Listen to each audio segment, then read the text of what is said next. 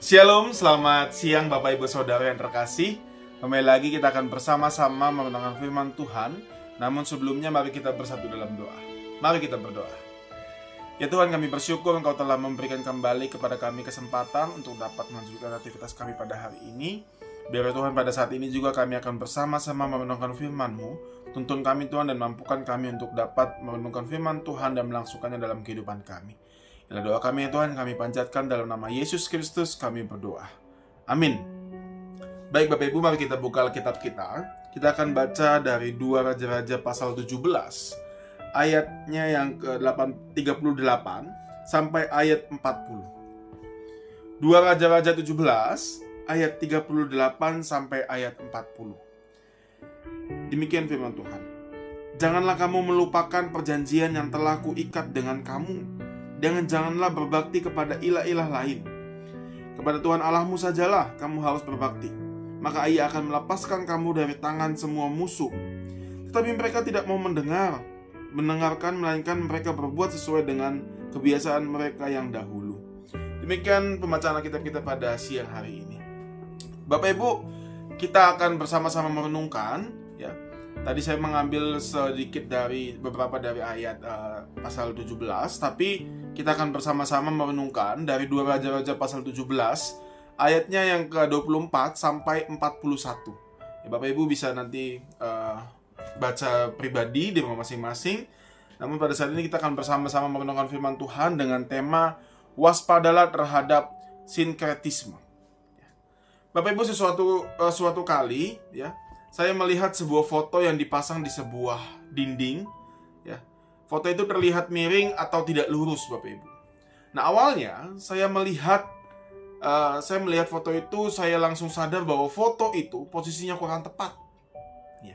Pasti setiap kita melihat hal itu merasa risih, merasa terganggu melihat foto yang dipajang dengan posisi yang kurang tepat ya Bapak Ibu. Namun karena letaknya yang terlalu tinggi, sulit untuk dijangkau, dan bukan di rumah saya atau di kantor saya, maka saya tidak bisa atau punya wewenang untuk membenarkan posisinya. Bapak Ibu, seiring berjalannya waktu, setelah 2 atau 3 kali saya mengunjungi tempat itu di mana foto itu berada, dan melihat posisinya masih di posisi yang sama, posisi yang masih miring ya. Maka saya menjadi biasa dan tidak lagi merasa risih dengan keberadaan foto yang miring itu. Di akhir-akhir ini di negeri kita membuat kita sadar bahwa ada sesuatu yang salah yang telah dilakukan oleh para pemimpin kita.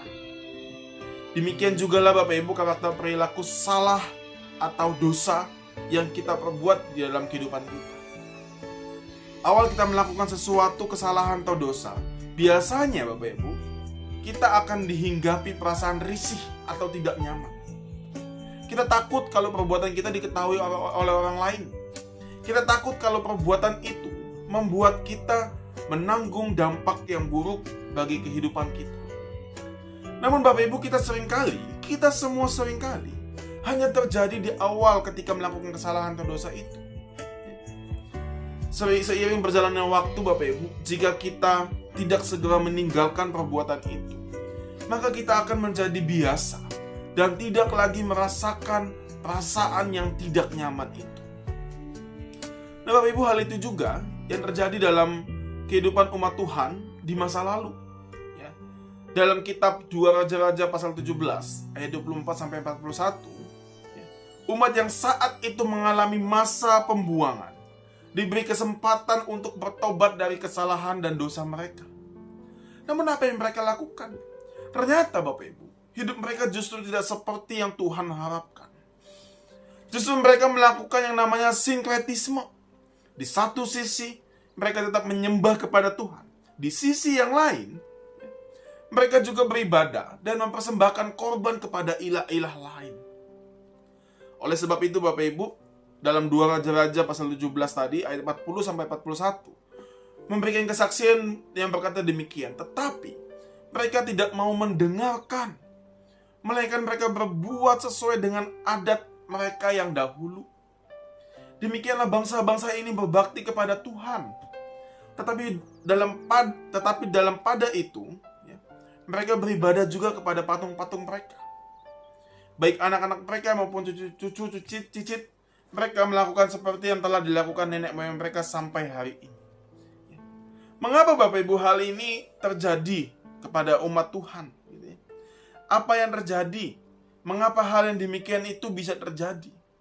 Ya, karena mereka merasa bahwa apa yang mereka lakukan itu, Bapak Ibu, merupakan sesuatu yang sudah biasa terjadi dalam kehidupan mereka. Oleh karena itu mereka tidak merasa risih dengan perbuatan mereka yang salah itu. Mereka menganggap bahwa apa yang mereka lakukan sudah sejak lama terjadi sebagai bagian dari kebiasaan atau adat yang mereka hidupi. Apa yang terjadi Bapak Ibu dalam kehidupan umat Tuhan di masa lalu itu bisa saja terulang dalam kehidupan kita masa kini. Sebagai orang yang beriman Bapak Ibu, bisa saja kita terperosok pada lubang kesalahan yang sama dengan mereka yang hidup di masa lalu. Oleh karena itu Bapak Ibu, kita perlu membekali diri kita dengan kekristenan, dengan kekritisan dalam melihat kebiasaan-kebiasaan atau adat istiadat yang ada di tengah kehidupan kita. Ya.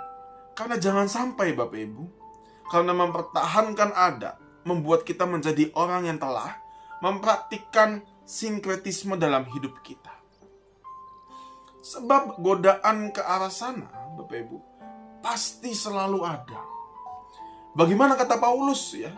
Kalau kita lihat dalam 1 Timotius pasal 4 ayat 1-2 dikatakan, tetapi Roh dengan tegas mengatakan bahwa di waktu-waktu kemudian ada orang yang akan murtad lalu mengikuti roh-roh penyesat dan ajaran-ajaran setan oleh tipu daya pendusta-pendusta yang hati nuraninya memakai cap mereka. Berhati-hati Bapak Ibu atas hal ini ya. Biarlah melalui firman Tuhan kita hari ini kita belajar untuk mau gitu ya, jangan sampai kita mempertahankan kebiasaan buruk kita itu dan membuat kita terbiasa dalam hal-hal itu. Tapi marilah firman Tuhan mengajak kita untuk berubah, melakukan perubahan, melakukan transformasi dalam kehidupan kita. Sehingga kita tidak lagi melakukan yang namanya hal-hal atau kehidupan-kehidupan yang tidak patut atau tidak pantas di hadapan Tuhan. Bahkan mempraktikkan sinkretisme dalam kehidupan kita. Mari kita berdoa. Terima kasih Tuhan atas firman-Mu. Terima kasih juga atas kesempatan pada hari ini kami dapat belajar dari firman Tuhan. Biar Tuhan firman-Mu ini juga hidup dalam kehidupan kami dan menuntun kami dalam satu hari ini, baik kami yang bekerja, sekolah, dan melakukan kegiatan yang lainnya Tuhan. Berkati kami Tuhan, hanya kepadamu sajalah kami berpegang teguh, bersandar, dan berpengharapan.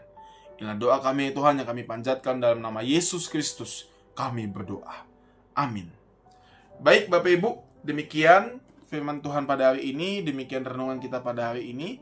Kiranya Tuhan memberkati kita sekalian.